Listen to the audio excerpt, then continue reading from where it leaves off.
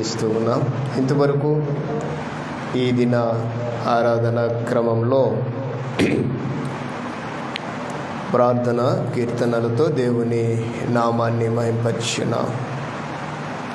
ఈ ఆరాధనలో తదుపరి భాగంగా పరిశుద్ధ గ్రంథంలో నుండి వాక్య పఠనాన్ని ఉత్తర ప్రత్యుత్తరంగా మనము ధ్యానం చేద్దాం. కీర్తనల గ్రంథము 33వ కీర్తనల భాగము మొదటి నుండి 22 వచనాల్ని ఉత్తర ప్రత్యుత్తరంగా మనమందరం కలిసి స్పష్టంగా వాక్య పఠనాన్ని ధ్యానం చేద్దాం. అందరం లేచి నిలబడి ఈ వాక్య భాగాన్ని ధ్యానం చేద్దాం. కీర్తనల గ్రంథము 33వ కీర్తనల భాగము మొదటి నుండి చివరి వరకు. నీతిమంతులారా, యెహోవాను బట్టి ఆనందగానము చేయుడి. స్తుతి చేయుట యథార్థవంతులకు శోభస్కరము.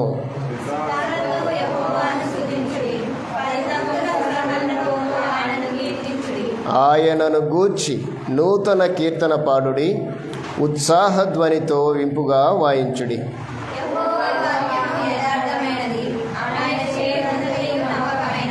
ఆయన నీతిని న్యాయమును ప్రేమించుచున్నాడు. లోకము యెహోవా కృపతో నిండియున్నది.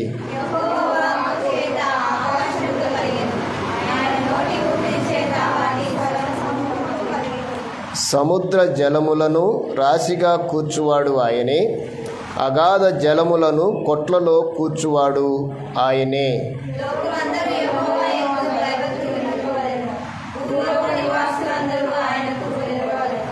ఆయన మాట సెలవీయగా దాని ప్రకారమాయను. ఆయన ఆజ్ఞాపింపగానే కార్యము స్థిరపరచబడెను.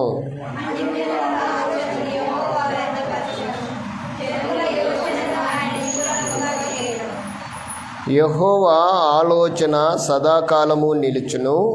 ఆయన సంకల్పములు తరతరముల వరకు ఉండును.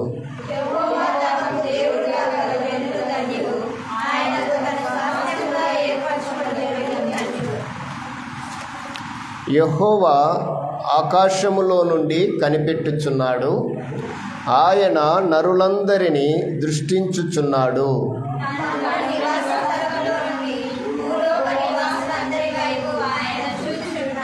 ఆయన వారందరి హృదయములను ఏకరీతిగా నిర్మించినవాడు. వారి క్రియలన్నీ విచారించువాడు, వారిని దర్శించువాడు.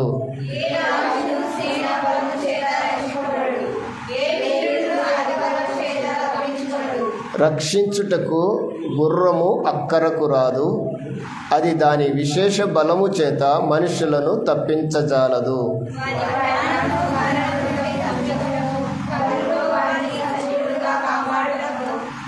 యెహోవా దృష్టి ఆయన యందు భయభక్తులు గల వారి మీదను, ఆయన కృప కొరకు కనిపెట్టు వారి మీదను నిలుచుచున్నది.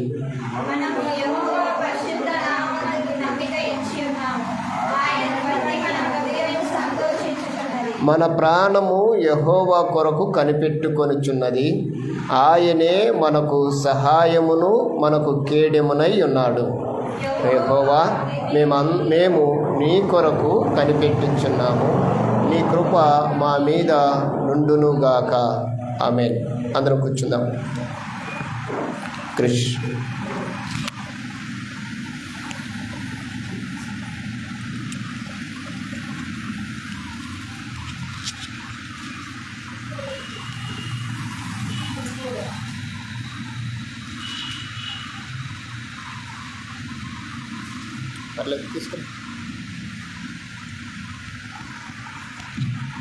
పిల్లలారా, ప్రభు నుండి మీ తల్లిదండ్రులకి విధులై ఉండరు. ఇద్దరు ఎఫెసీయులకు 6:1. పీపీ పిచ్చుక కాస్త నీవు ఆగవుమా. పీపీ పిచ్చుక రెక్కలు విప్పి ఎక్కడికమ్మా పయనము. దేవుడు నిన్ను సృష్టించినాడు, భయపడకు, కలవరపడకు. దేవుడేసు మనతో ఉండగా. పీపీ పిచ్చుక కాస్త నీవు ఆగవుమా. ఎక్కలు విప్పి ఎక్కడికమ్మా పయనం. దేవుడు నిన్ను నన్ను సృష్టించినాడు, భయపడకు కలవరపడదు, దేవుడేసు మనతో ఉండగా.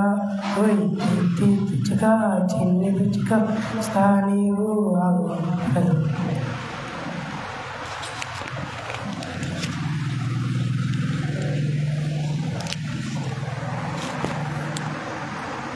ఈ సమయంలో ఇది నా వాక్య పరిచర్యలోకి మనం వెళ్దాం. వాక్య పరిచర్యలోకి వెళ్ళే ముందుగా నోట్ పుస్తకాలు లేని వాళ్ళు ఎవరు? రాసుకోవటానికి నోట్ పుస్తకాలు లేని వారు ఉంటే ఉన్నారా? ఏం మాట్లాడని నాకెళ్ళి చూస్తున్నారు? నోట్ పుస్తకం లేదా?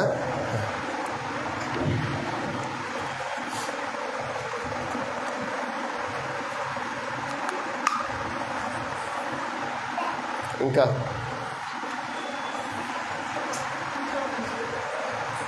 రాసుకోవటానికి నోట్ పుస్తకాలు లేనివారు,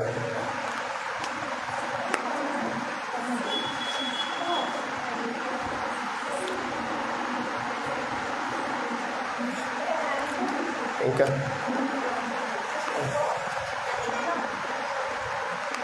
రాసుకోవటానికి నోట్ పుస్తకాలు లేనివారు.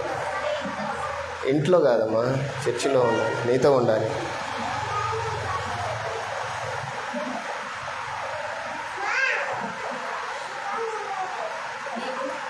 ఇంకా అమ్మా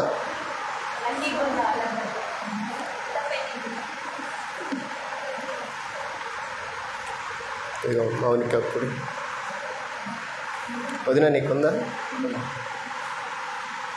రైట్.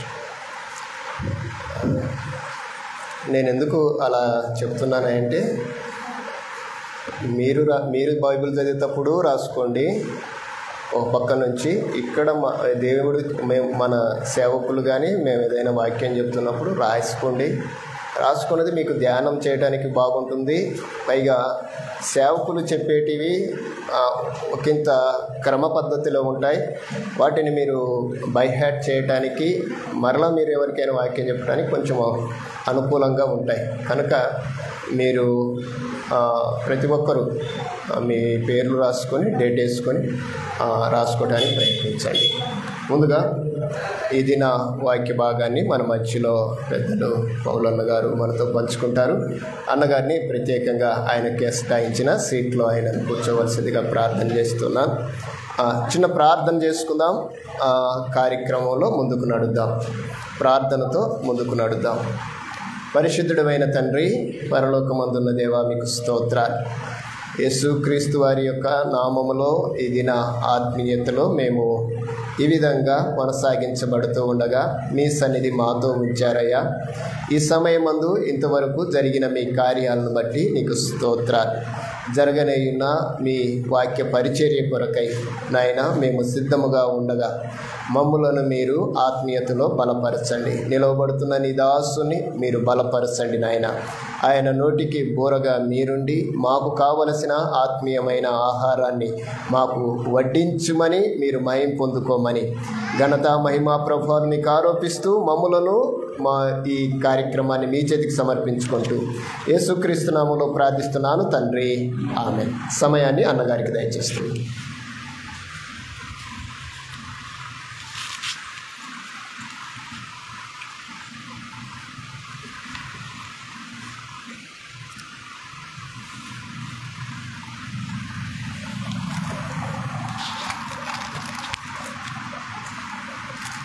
దేవునికి స్తోత్రములు. చేరువచ్చిన మీ అందరికీ ప్రభుపేట వందనాలు చెల్లిస్తున్నాను. ప్రార్థన చేసుకుని వాక్య పరిచయలు పొందాము. కృపగల తండ్రి, దయగల నాయన, మీకు వందనాలు, స్తోత్రములు. గడిచిన కాలం అంతా మమ్మను, మీ బిడ్డలు మీ దయలో, మీ కృపలో భద్రపరిచి ఆయుస్సును, ఆరోగ్యాన్ని, ఆహారాన్ని దయచేసి మీ సన్నిధానికి క్షేమంగా తీసుకొచ్చిన మీ కృపను బట్టి మీకు వందనాలు. ఇంతవరకు మీ సన్నిధిలో మీరుండి మీ బిడ్డల ద్వారా ఆరంభ ప్రార్థన పాటల ద్వారా వాక్యపత్రిక ద్వారా మీరు మయంపరిచిన వాగ్దాన్ని మీరు మాకు అనుగ్రహించి మీరు మయంపరిచినందుకు మీకు వందనాలు చేస్తాం. తిరిగి నా ప్రభావ అల్పుడను, అయోగ్యుడును, దోషిని, పాపిని, పడిపోయిన వాడిని, అలాంటి నన్ను మీరు ప్రభువా మీ యొక్క పాత్రగా వాడుకుంటూ నేను నిలబడుచుండగా మీ ఆత్మతో నన్ను నింపండి, నన్ను పవిత్రపరచండి.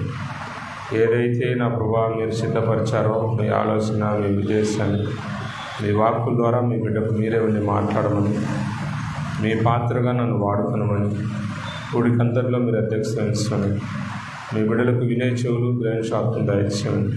ఈ సమయం ఇచ్చిన మీ దాసుని కూడా మీరు దీవించండి.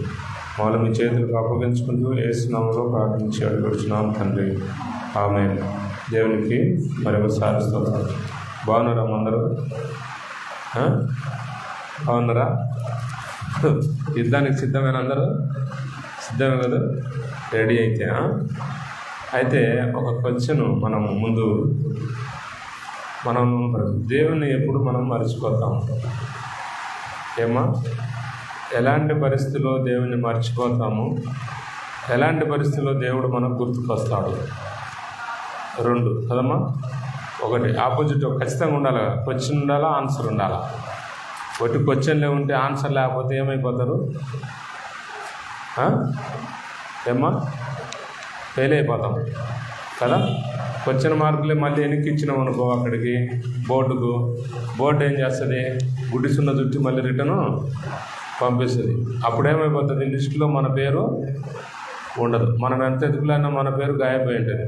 ఎందుకంటే మనం ఒకటి క్వశ్చన్లు అయినాం కానీ వాటికి ఆన్సరు లేదు. కాబట్టి బైబిల్ ప్రకారంగా, దేవుని చిత్త ప్రకారంగా, దేవుని వాక్య ప్రకారంగా ప్రతి మనిషి, ప్రతి ఒక్క సహోదరుడు కానీ, సహోదరి కానీ, అధికారులు కానీ, ఎవరైనా సరే ఆల్ ఇన్ వన్ మొత్తం దేవుణ్ణి ఎప్పుడు మర్చిపోతారు అన్నటువంటి విషయాన్ని బైబిల్ గ్రంథంలో మనం చూద్దాం. 2వ దినవృత్తాంతములు 12వ అధ్యాయము 1వ వచనంలో మనము దేవుని వాక్యాన్ని చదివి తెలుసుకున్నాం. అప్పుడు ఒక్క నిమిషం మా అందరినీ తీసుకొని 2వ దినవృత్తాంతుల గ్రంథం, దినవృత్తాంతులు 12వ అధ్యాయము 1వ వచనములో చాలా జాగ్రత్తగా చదవాలా, జాగ్రత్తగా వినాలి. ఆ తర్వాత మనం ఏం చేయాలా? ఆలోచనలోకి వెళ్ళాలా, మన హృదయంలో భద్రపరచుకోవాలా. నేను మామూలుగా వేరే ఒక మెసేజ్ని రెడీ చేసుకొని వచ్చాను, కానీ ప్రభువు చిత్తం ఏంటో మరి ఈ విషయం గురించి మనము తెలుసుకుందాం. అమ్ముమని ఏంటంటే, మానవులు చేసే పని ఏంటంటే దేవుణ్ణి మనము మర్చిపోతాం కదమ్మా. ఏ వస్తువైనా మర్చిపోము, కానీ అంటే అవి కూడా మర్చిపోతాం.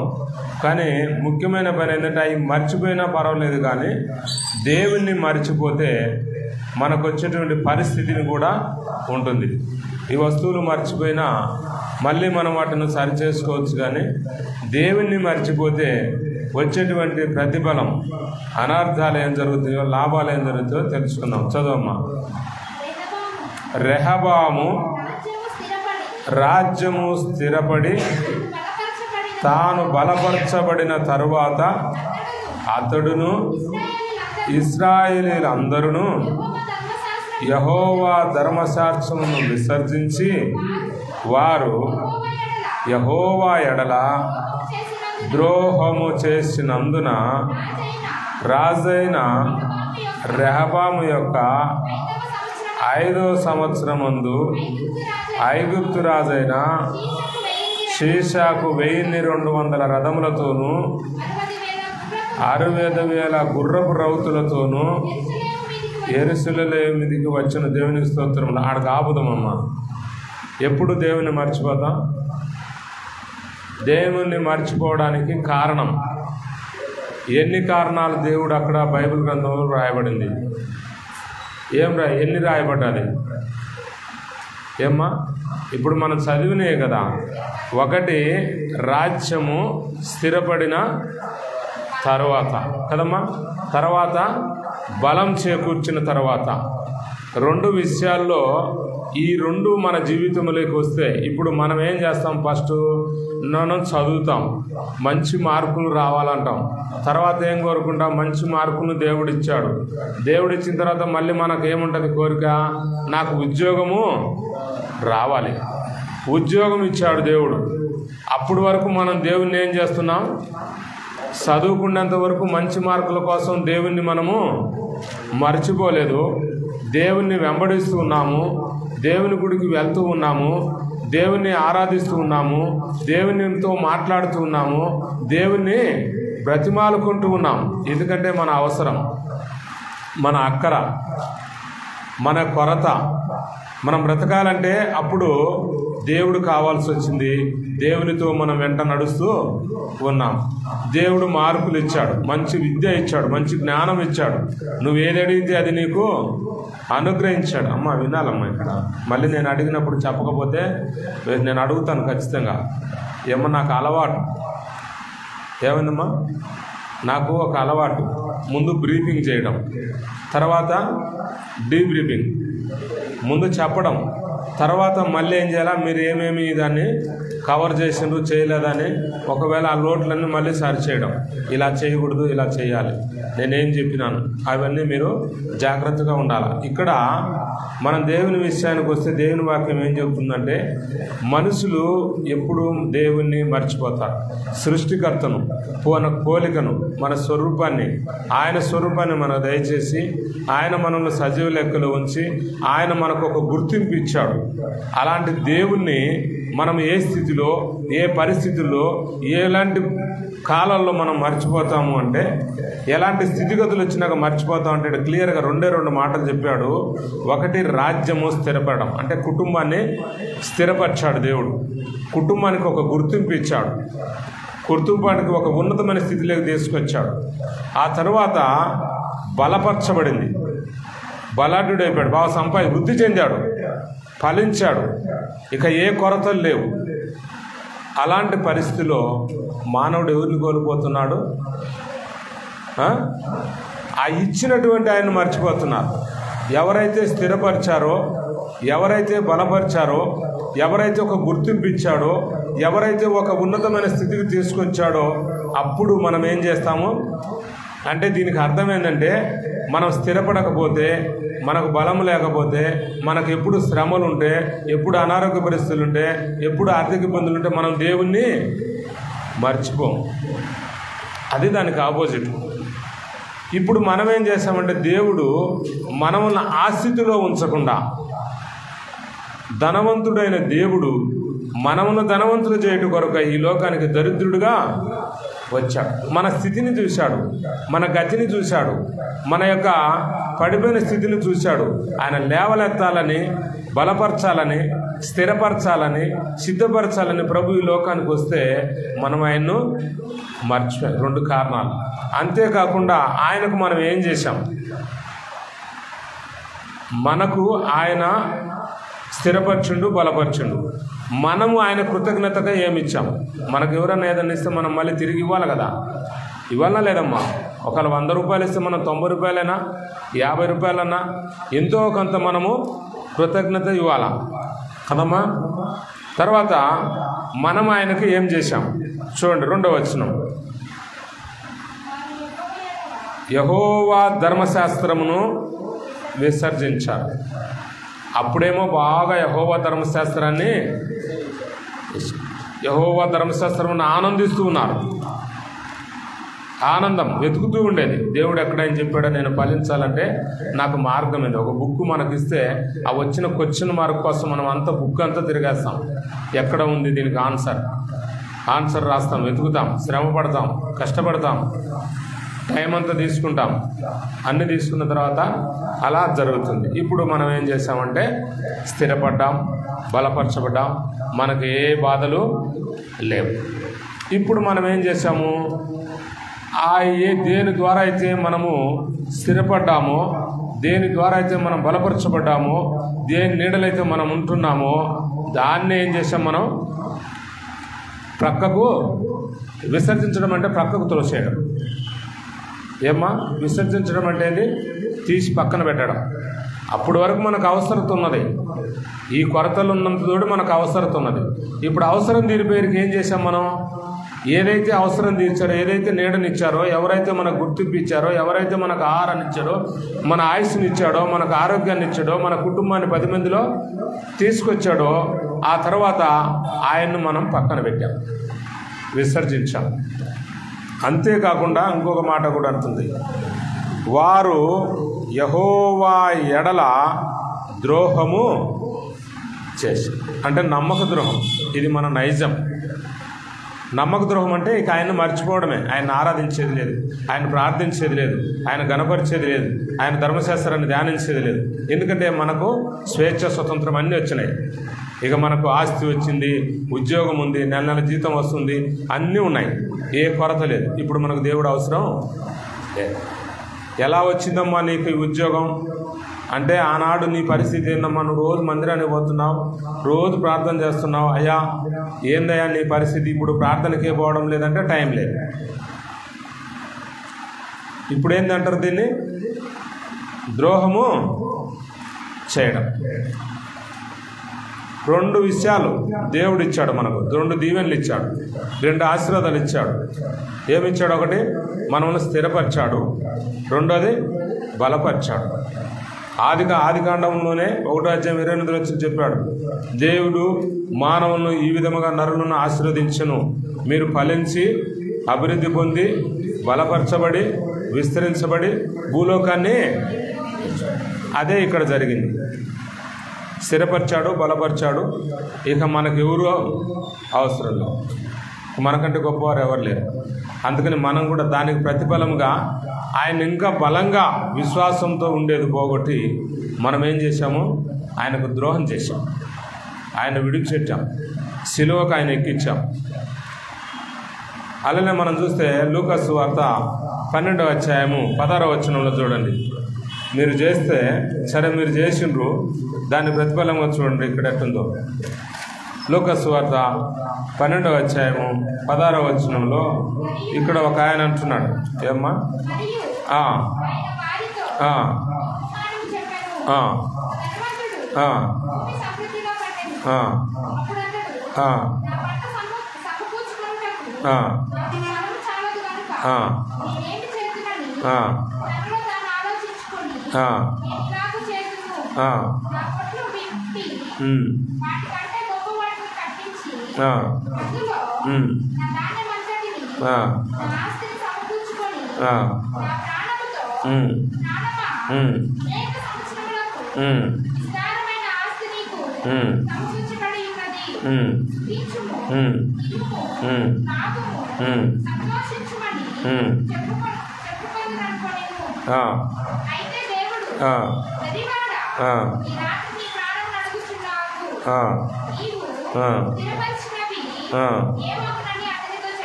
ఎవని వగునని అతనితో చెప్పాను.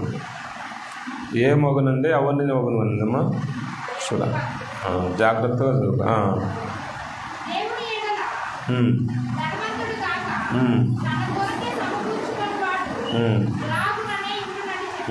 అలాగుననే ఉండునని చెప్తాను. దేవునికి స్తోత్రం. దేవుడు చూడండి, మనం అనుకుంటాము స్థిరపడ్డాము, బలపడ్డాము, మనకి దేవుడు అవసరం లేదు, దేవుని పక్కన పెడదాము, మళ్ళీ ఆ స్థితికి వచ్చినప్పుడు దేవుని దగ్గరకు వెళ్దామని మనం ఆలోచన చేస్తే, దేవునికి ద్రోహం మనం చేస్తే, ఆయన ఆ ద్రోహానికి ప్రతిఫలంగా అక్కడ కూడా యుద్ధాలు మళ్ళీ మొదటి స్థితికి తీసుకొచ్చాడు. మళ్ళీ గోచార పరిస్థితికి తెచ్చాడు. అక్కడ ఉన్నాయి కదా, గుర్రమును, రౌతును, శీషాన్ని రెచ్చగొట్టి మళ్ళీ మొదటి, నన్ను విసర్జిస్తారా, నాకు మీరు ద్రోహం చేస్తారా, ఏమ్మా మీకు ఇట్లా ఉందా, నేను మళ్ళీ మీ స్థితిని తెస్తాను, నేను గుర్తొస్తాడు చేస్తానని ఇక్కడ ఒక ధనవంతుని సాదృశ్యంగా చూపుతున్నాడు. దాని సపోర్ట్ ఏమంటున్నాడు? ఒక ఉపమానాన్ని చెప్పాడు, ఒక ఎగ్జాంపుల్. ఒక ఉపమానం ఏమంటే, ఒక ధనవంతుడు భూమి మీద స్థిరపడిన తర్వాత, బలపరచబడిన తర్వాత, అతడు దేవుని గురించి ఆలోచించేది పోగొట్టి, దేవుని గురించి కృతజ్ఞత స్తుతులు చెల్లించేది పోగొట్టి, అతడు ఏమంటున్నాడంటే, ధనవంతుని భూమి సమృద్ధిగా పండింది. అయితే అతడు ఏమనుకుంటాడంటే, నా పంట సమకూర్చుకుంటూ నాకు స్థలము చాలు. ఈ స్థానంలో ఏముండాలా? దేవుడు నాకు ఈ స్థితిని, ఈ యొక్క బీద స్థితిలో నుంచి ధనవంతునిగా చేశాడు. నేను దేవునికి గొప్పగా 10 మందిలో మనం చాటి చెప్పాలి, గుర్తింపు తీసుకురావాలి, దేవుని మహింపరచాలి, దేవుని సాక్షిగా ఉండాలి. దేశప్రభువుని నమ్ముకుంటే మరి ఈ స్థితిలో ఉంటారు బిడ్డలనేది పోగొట్టి ఇతడు ఏం చేస్తున్నాడంటే తాత్కాలిక జీవితంలో తన పంట సమకూర్చుకొనుటకు నాకు స్థలము చాలదని కనుక నేనేమి చేస్తున్నానని తనలో తాను ఏం చేస్తున్నాడమ్మా? తనలో తాను ఏం చేస్తున్నాడు ఆయన? ఏమ్మా మాట్లాడుకోవడంలే, ఆలోచన. మీరు బైబిల్ చూడండి అమ్మా, చదివేటప్పుడు ఇప్పుడు మీరు చదివిన వాక్యపత్రికలలో కూడా ఉండే ఆలోచన వచ్చిందా? వాక్యపత్రికల ఆలోచన అనే మాట వచ్చిందా? యెహోవా ఆలోచన నిరంతరము ఉండును అంటుంది. ఎన్నో వచనంలో ఉంది? 33:11 వచనంలో ఉంటుంది చూడండి.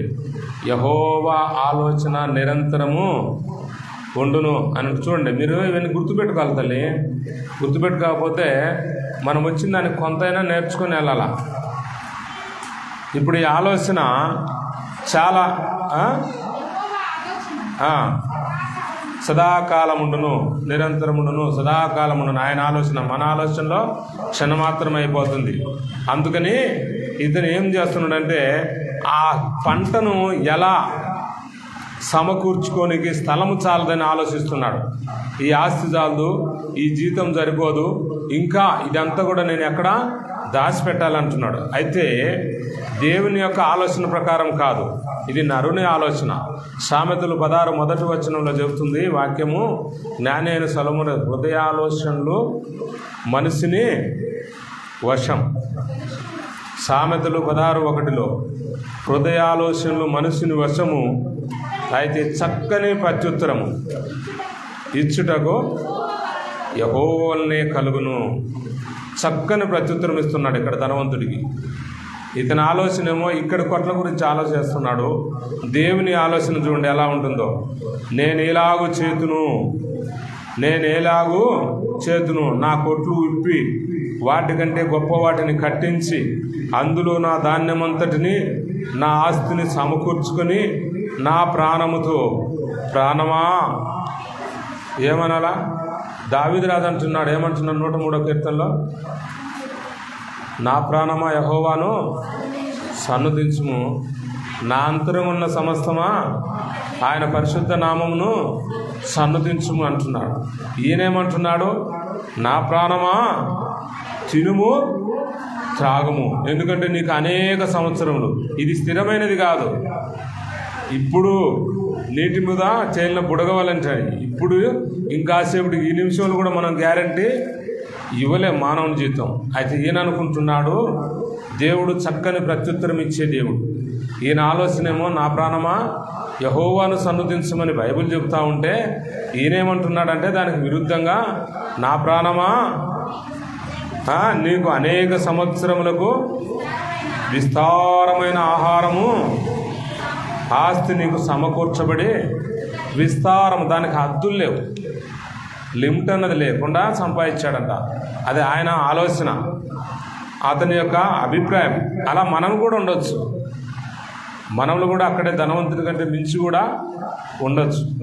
దీనికి ప్రతిఫలం ఏంటంటే మనం వాక్యం చదువుతూ ఉంటే గుర్తుంచుకోకపోవడం, అదే దేవుని విసర్జించడం.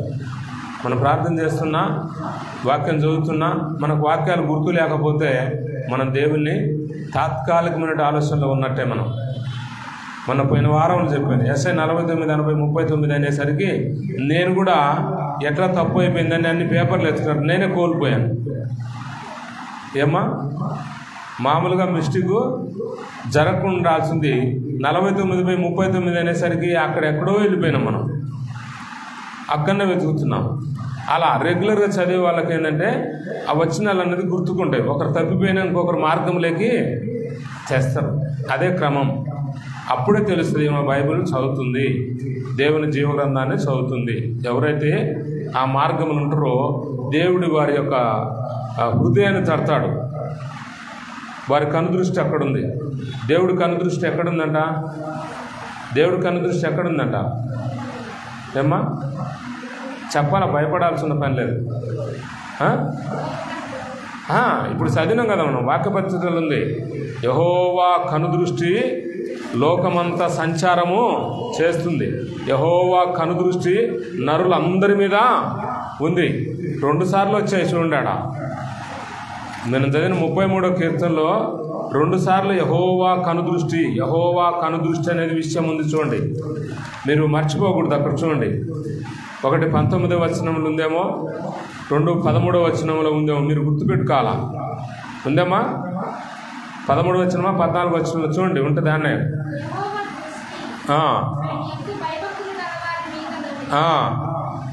19వ వచనం 14 13లో కూడా ఉంటుంది చూడండి. నరులందరి మీదన లోకమందరి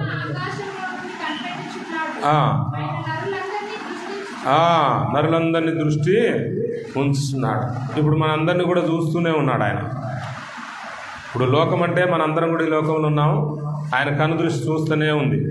ఎప్పుడు చూసినా కూడా మీరు చూడడమే కానీ నోరు తెరిచి సమాధానం చెప్పడం తక్కువ ఉంది. అంటే మనం బైబిల్ సరిగా స్టడీ చేయడం లేదు. మనం వస్తున్నాం కానీ అనుసరించడం లేదు, కానీ ఆచరిస్తున్నాం. ఇక్కడ కూడా ఈ ధనవంతుడు ఏం చేసింటే పంట పండించిన ఆయన్ను, పంట ఇచ్చిన ఆయన్ను పోగొట్టి పంటను గురించి ఆలోచన చేస్తూ ఉన్నాడు. వెనక ఏం జరుగుతుందో తెలియకుండా. ఇక్కడ చూడండి, ధాన్యమంతటిని, నా ఆస్తిని సమకూర్చుకొని నా ప్రాణమా, ఈ మాట దేవునితో అనాల్సింది.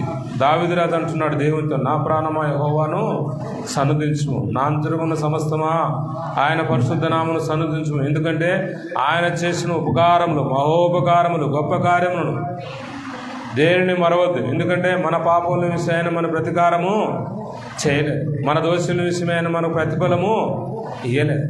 ఇంత గొప్ప దేవుణ్ణి అవి ఇవ్వకుండా మనకేమిచ్చాడు? మన పాపానికి, మన శాపానికి, మన దోషానికి, మన అతిక్రమలకు ఆయన పరిహారము, మనకు శిక్ష వేయలేదు, కానీ మనల్ని స్థిరపరిచాడు, మనల్ని ఆయన బలపరిచాడు, మనల్ని ఆయన భద్రపరిచాడు. మనకు పంట సమృద్ధినిచ్చాడు, మనకు ఆహారాన్ని ఇచ్చాడు, మనకు ఆస్తినిచ్చాడు, మనకు అంతస్తునిచ్చాడు, మనకు అధికారాన్ని ఇచ్చాడు, మనకు సమస్తం గుర్తింపునిచ్చాడు. కాబట్టి మనమేమనాలా? నా ప్రాణమా యెహోవాను సన్నుతించు. ఈ రూట్లోకి రాకూడదు. ఈ ధనవంతుడు దేవుని విసర్జించాడు, యెహోవా ధర్మశాస్త్రాన్ని విసర్జించాడు. వాక్యానికి వ్యతిరేకంగా, దేవునికి వ్యతిరేకంగా, దేవుని ఆలోచనలకు వ్యతిరేకంగా, దేవుని ఉద్దేశానికి, దేవుని సంకల్పాలకు, దేవుని యొక్క చిత్తానికి వ్యతిరేకంగా నడిచారు. కాబట్టి దేవుడు అంటున్నాడు, ఇతన్ని ఏం సంబోధిస్తున్నాడు చూడండి. ఏమంటున్నాడు? అతను తినుము త్రాగుము అంటున్నాడు తన ప్రాణంతో. అయితే 20వ వచనంలో అయితే ఎవరంటున్నారు ఆ మాట? అయితే దేవుడు వెర్రివాడా అంటున్నాడు. మొదట ఎవరంటేనా? 16వ వచనంలో ఎవరంటేనా? 16వ వచనంలో ఎవరంటమా? ధనవంతుడు. ఇప్పుడు ఏమైపోయాడు? 20వ వచనంకి వచ్చరికి ఎలా మారిపోయింది? జీవితాన్ని మార్చడం పెద్ద గొప్ప సంగతి కాదు దేవునికి. ఇచ్చినవాడు తీసేయడం పెద్ద గొప్ప సంగతి ఏం కాదు. ఏమంటున్నాడు కదా, ఊజు దేశ ప్రదేశం అంతటా, తూర్పు దేశం అంతకంటే ధనవంతులు లేడు. అయితే దేవుడు ఏమంటున్నాడు? ఇచ్చింది ఆయనే, తీసుకున్నది ఆయన, ఆయన నామమునకు మహిమ కలుగును గాక. ఇక్కడ ధనవంతుని రూపం యాడికొచ్చింది? వెర్రివాడు అయిపోయాడు. దేవుడు చెప్తున్నాడు, ధనవంతుని చేసింది ఎవరు? దేవుడు. ఇప్పుడు వెర్రివాడిని చేసేది ఎవరు? దేవుడే. కారణం దేవుని మర్చిపోయాడు, దేవుని విసర్జించాడు, దేవుని కృతజ్ఞ. దేవుడు అనుకుంటే మనవల్ని కూడా పైకి ఎక్కించగలడు, ఉన్నతమైన స్థితికి తీసుకెళ్తాడు. అయితే ఆ స్థితిని స్థిరపరచుకొని ఉండాలంటే ఆ ఎక్కించిన ఆయన్ను, ఆ దీవెనిచ్చిన ఆయన్ను, ఆ స్థితిని కలిగించిన ఆయన మనం ఏం చేయాలా? మర్చిపోకూడదు. ఆయనతోనే ఉండాలా, ఆయనతోనే ఉండాలా, ఆయన ఎల్లప్పుడూ ఆయన సాక్షిగా జీవించాల. అప్పుడు మనము వెర్రితనానికి రా. ధనం ఇచ్చేది ఆయనే, దరిద్రత ఇచ్చేది ఆయనే. ధనవంతులకు ఎల్లకాలం ఉండాలంటే మనం ఏం చేయాలా? ఆ ధనం ఇచ్చిన ఆయన మనం మర్చిపోకూడదు, ఆయన విసర్జించకూడదు ఎప్పుడు కూడా. ఇప్పుడు ఏమైపోయాడో చూడండి పరిస్థితి. అయితే దేవుడు వెర్రివాడా, ఈ రాత్రి నీ ప్రాణము అడుగుచున్నా. అయిపోయింది. దేవుని వాక్యం చెప్తుంది, ఒకడు లోకమంతా సంపాదించుకుని రాజ్యాన్ని స్థిరపరచుకున్నావు, కుటుంబాన్ని స్థిరపరచుకున్నావు, బిడ్డలు స్థిరపడ్డారు. ఏమ్మా, చుట్టాల్లో మంచి పేరుంది, నువ్వు నివసించే స్థలంలో ఉంది. కానీ ఆ ఇచ్చినటువంటి ఆయన మర్చిపోయినందువలన వచ్చే తిప్పలేందంటే మళ్ళీ శ్రమలు స్టార్ట్ అయ్యాయి. ఎందుకంటే నీ స్థితిని గుర్తు చేయాలా. అందుకని ప్రకటన గ్రంథం 2వ అధ్యాయం 5వ వచనంలో ఎన్నోసార్లు చెప్తున్నాను. ప్రకటన 2వ అధ్యాయం 5వ వచనంలో నువ్వు ఏ స్థితిలో నుంచి పడిపోయావో వాటిని నువ్వు జ్ఞాపకము చేసుకోవాలి. నువ్వే స్థితిలో ఉన్నావో ఆ స్థితి నుంచి పడిపోతివో, వెర్రివాడవైతివో, శ్రమలు తెచ్చుకున్నావో లేదమ్మా,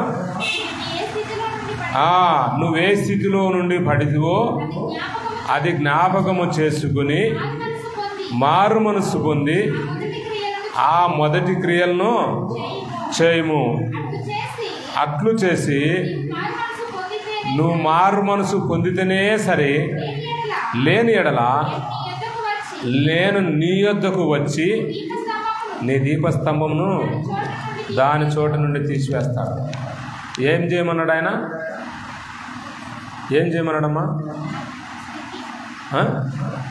మనం ఏ స్థితిలో పడిపోయామో దాన్ని ఒకసారి జ్ఞాపకం చేసుకోవాలి. ఎప్పుడైతే మనకు శ్రమలు ఆరంభమవుతాయో మనం ఎమ్మటి ఏం చేయాలా? సరి చేసుకోవాలి. ఎందుకు వచ్చింది? ఇప్పుడు తనకు శ్రమ లేదు, ఇప్పుడు ఎందుకు వచ్చింది? ఎందుకు ఈ అనారోగ్య పరిస్థితి వచ్చింది? ఎందుకు ఈ ఆర్థిక ఇబ్బంది వచ్చింది? ఎందుకు నాకు శత్రువులు లేస్తున్నారు? ఎందుకు నాకు సేవ కొనసాగడం లేదు? ఎందుకు మేము బలపరచడం లేదు? మేము ఎందుకు మా కుటుంబంలో ఈ విధంగా ఉంది శోధనలు అని మనం ఎమ్మటే మన లోటుపాట్లు మనం ఏం చేయాలా? జ్ఞాపకం చేసుకోవాలా. జ్ఞాపకం చేసుకుని ఏం చేయాలా? మారు మనసు పొందాలా. ఏమన్నాడమ్మా దేవుడు? మారు మనసు పొందమంటే ఆ స్థితిని విడిచిపెట్టాలా. ఏదైతే దేవునికి మనకు మధ్యన ఆటంకం కలుగుతూ ఉందో, మనం అభివృద్ధి చెందేదానికి, విస్తరించేదానికి, బలపరిచేదానికి ఆటంకం కలుగుతుందో దాన్ని మనం ఏం చేయాలా? తొలగించుకొని మొదటి స్థితిలోకి రావాలా. ఏ స్థితిలోకి రావాలమ్మా మనం? మొదటి స్థితి. అంటే మొదటి స్థితి ఎలా ఉన్నది? మనకు బలము లేనప్పుడు, మనము బలపరచలేనప్పుడు, మనకు స్థిరత్వం లేనప్పుడు, మనకు గుర్తింపు లేనప్పుడు, మనం ఎవరో తెలియనప్పుడు మనం ఏం చేస్తున్నాం? రెగ్యులర్గా దేవుని మందిరానికి వెళ్తున్నాం, ఏడబట్టినా మనం ప్రార్థన చేస్తున్నాం, సేవకుని బట్టి అడుగుతూ ఉన్నాం, బ్రతిమాలుతూ ఉన్నాం, ఏ సమయమైనా ప్రార్థన చేస్తున్నాం. మన అవసరం తీరేంత వరకు మనం ఏం చేస్తున్నాం? ప్రార్థన చేస్తున్నాం మొదట. తర్వాత దేవుడు అన్ని ఇచ్చాడు. ఎందుకంటే 65వ కీర్తన 2వ వచనంలో మన దేవుడు, మన రక్షకుడు, మనల్ని స్థిరపరిచినవాడు, మనల్ని బలపరిచినవాడు, మనల్ని భద్రపరిచిన దేవుడు ప్రార్థన ఆలకించేవాడు. ఉందమ్మా? 65వ కీర్తన 2వ వచనం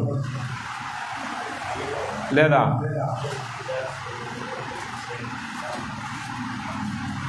కీర్తన 65:2 లేదమ్మా?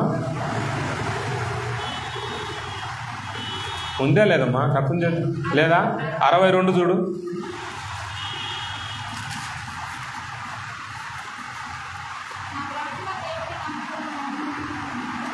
ఆ 65వ కీర్తన చూసినావమ్మా? 2వ వచనం చూసినావా? మరి లేదంటారు ఎందుకు? ప్రార్థన ఆలకించువాడు మన దేవుడు. ఎవరు కూడా తప్పిపోరు. 65:2 వచనం చెప్పాను, మన దేవుడు ప్రార్థన ఆలకించేవాడు. ఆయన అందుకే చెప్తున్నాడు, నువ్వు మొదటి లైన్లోకి వెళ్ళిపో. నువ్వు ఫస్ట్ నీ స్థితిలో ఆడున్నావో ఆడికి వెళ్ళి మారు మనసు పొంది మళ్ళీ ఆడికి వెళ్ళి మళ్ళీ ఆరంభించు. మళ్ళీ స్థిరపడాలన్నా, నిలబడాలన్నా, బలపరచబడాలన్నా, భద్రపరచబడాలన్నా, దీవించబడాలన్నా, ఆశీర్వదించబడాలన్నా, దీవెన పొందాలన్నా, గుర్తింపు రావాలన్నా, దేవుని కృప ఉండాలన్నా, దేవుని దయలో ఉండాలన్నా, దేవుని కనుదృష్టిలో ఉండాలన్నా మళ్ళీ ఫస్ట్కి మనం వెళ్ళిపోవాలా. మళ్ళీ ఆ స్థితిని కొనసాగించాలా. మన తప్పులు ఒప్పుకోవాలా, మన పాపాలను విడిచిపెట్టాలా. ఎందుకంటే యెషయా గ్రంథం 59, రక్షింపనేరకున్నట్లు యెహోవా హస్తం కురుచు కాలేదు, విననేరకయున్నట్లు యెహోవా చెవులు మందము కాలేదు, కానీ మీ దోషములు ఆయనకు మీకు అడ్డముగా వచ్చు. అందుకే మనం స్థిరపడడం లేదు. ఇక ఈ ధనవంతుని యొక్క జీవితము ఏమైపోయింది? వెర్రివాడా, ఈ రాత్రి నీ ప్రాణం అడుగుతున్నారు, నీవు సిద్ధపరిచినవి ఎవని వగునని అతనితో ఇప్పుడు చెప్పమంటున్నాడు సమాధానం. ఇప్పుడు క్వశ్చన్ మనకే వేస్తున్నాడు. నీకు అన్నీ ఇచ్చాను, నువ్వు పడిపోయావు, నన్ను మర్చిపోయావు, నన్ను విసర్జించావు. కాబట్టి దేవుని ఎదుట ధనవంతుడు కాక తన కొరకే సమకూర్చుకునేవాడు అలాగునే ఉండునని చెప్తున్నాడు. దేవుని దృష్టిలో దేవుని గణపరచడంలో ధనవంతుడికి ఉండాలి, దేవుని వెంబడించడంలో ఉండాలి, దేవుని యొక్క దయలో ఉండాలి. ఆయనకు ఎల్లప్పుడు ఆయన సన్నిధి విడిచిపెట్టకూడదు. అందుకే అంటున్నాడు ఆ 19వ వచనంలో ఏమని రాయడం, మా కీర్తన 33:19 చెప్పాడు చూడండి.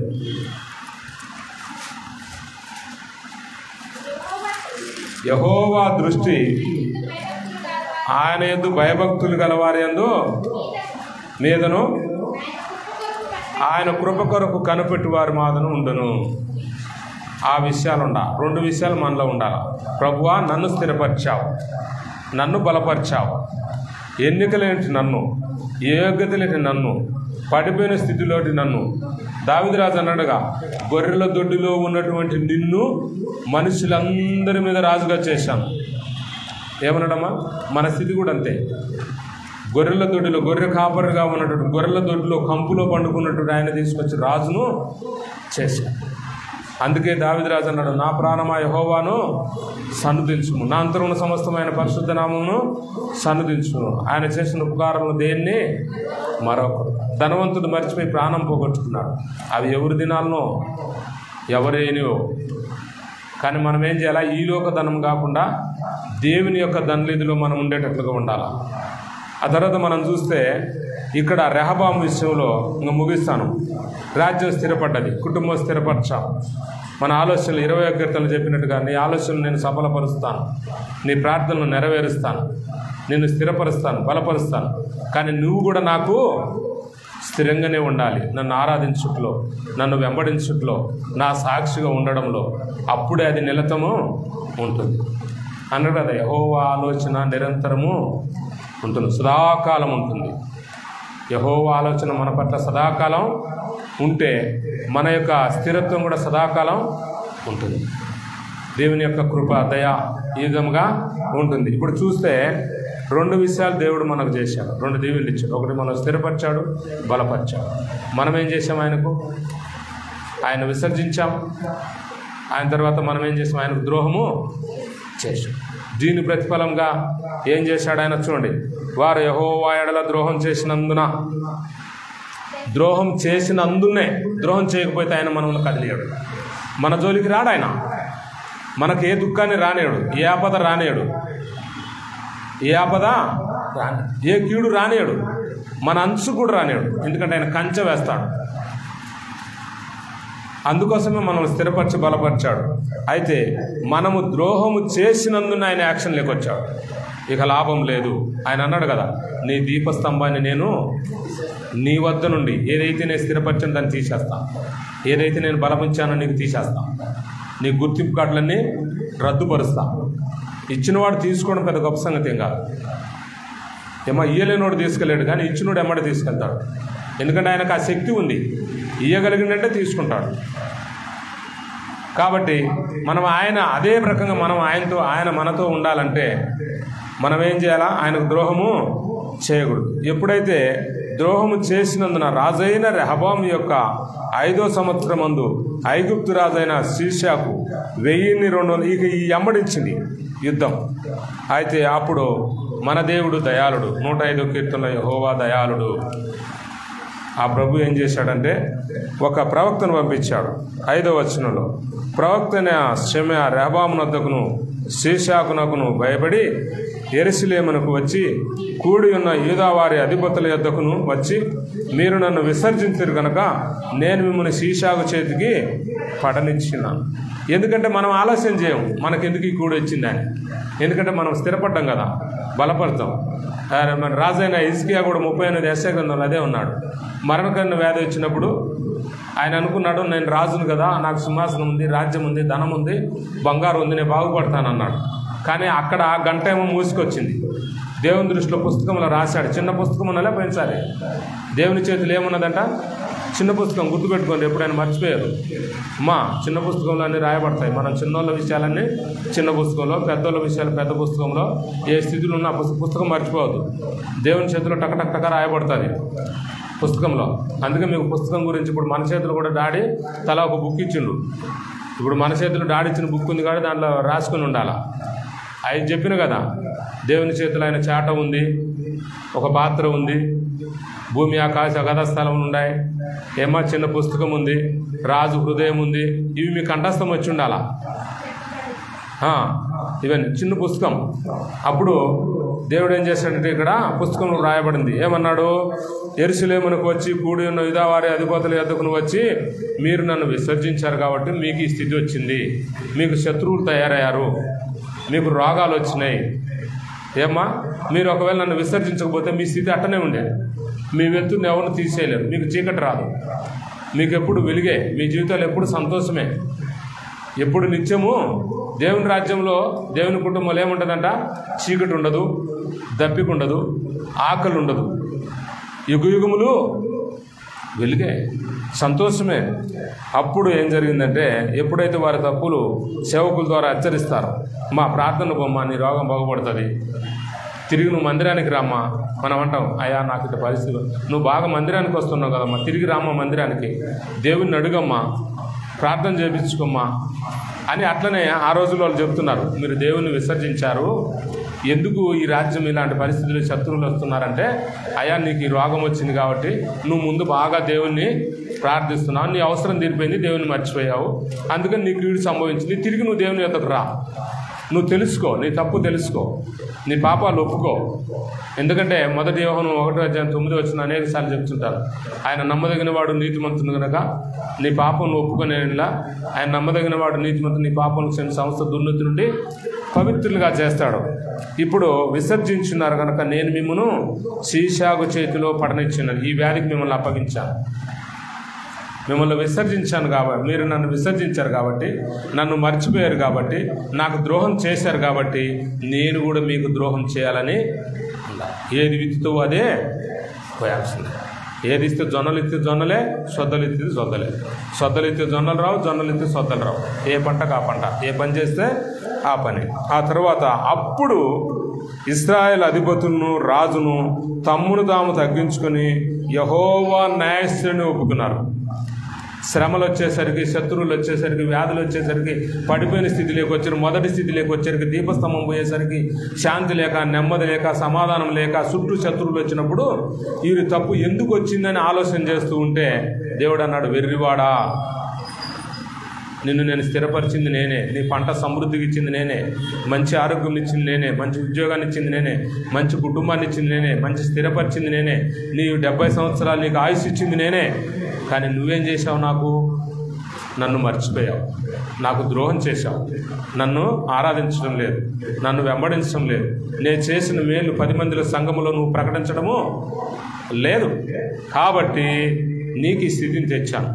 ఇప్పుడు నువ్వేం చేయాలంటే, నువ్వు ఈ జీవితాన్ని నువ్వు సరి చేసుకుని మొదటి స్థితికి, నువ్వు ఎట్లయితే నన్ను వెంబడిస్తూ వస్తున్నావో, ఎట్లయితే ప్రార్థిస్తూ వస్తున్నావో, ఎట్లయితే స్తుతిస్తూ వస్తున్నావో, అలా పరిస్థితిలోకి నువ్వు వస్తే నీ దీపస్తంభం నీ ఇంట్లోనే నీతోనే ఉంటుంది. అప్పుడు ఇశ్రాయేలు అధిపతులను రాజును తమ్మును తాము తగ్గించుకొని యెహోవా న్యాయస్థుడిని ఒప్పుకొనిరి.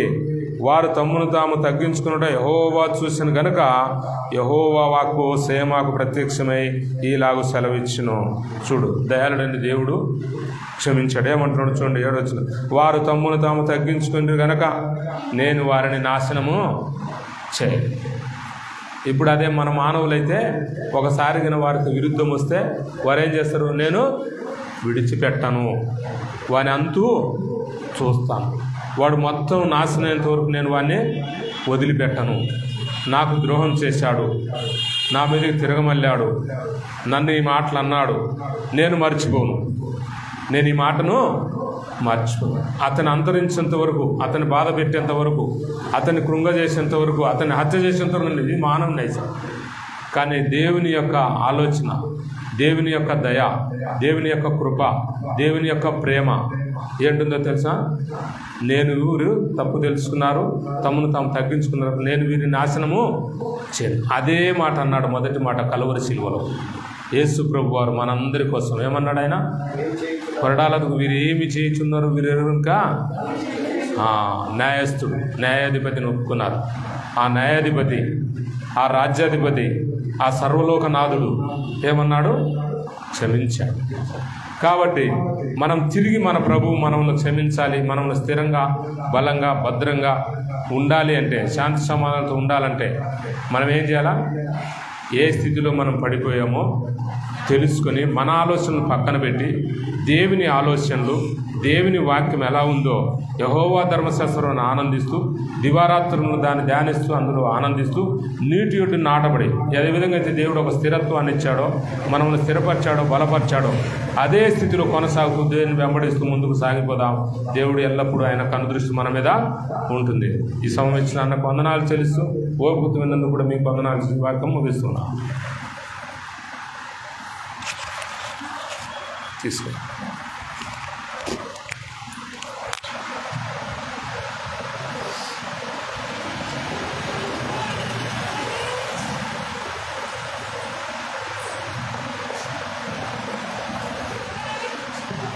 చాలా చక్కటి విషయాన్ని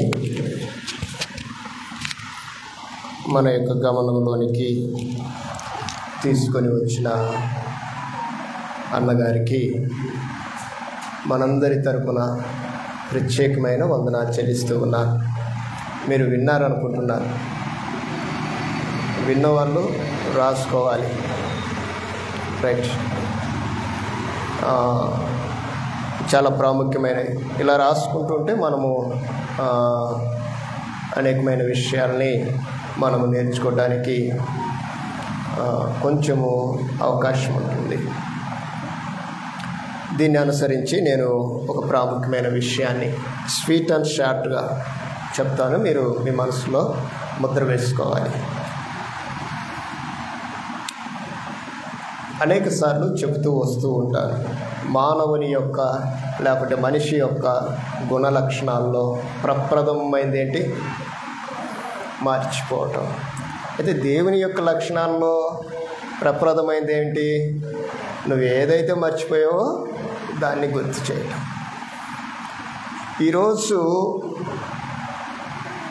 ఇది అలాగనే జరుగుతూ ఉంటే దేవునికి అనుకూలమా అంటే అలాగ జరగాలని కాదు ఆయన చెప్పేది. నువ్వు మర్చిపోతుంటే గుర్తు చేస్తానని చెప్పటం కాదు.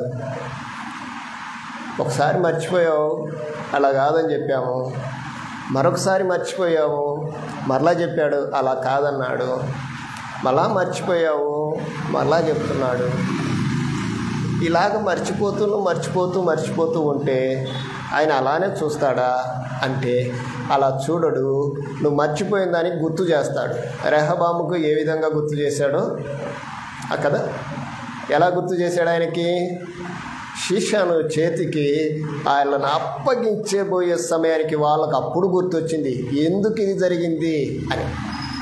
కనుక మనం కొన్ని మర్చిపోకూడదు అనేటివి చెప్తాను. ఏం మర్చిపోకూడదో మీరు కొంచెము అండర్లైన్ చేసుకోండి, నోట్ చేసుకోండి. ఇర్మియా గ్రంథంలో 2వ అధ్యాయం 32వ వచనం. ఇర్మియా గ్రంథము, ప్రవక్త అయిన ఇర్మియా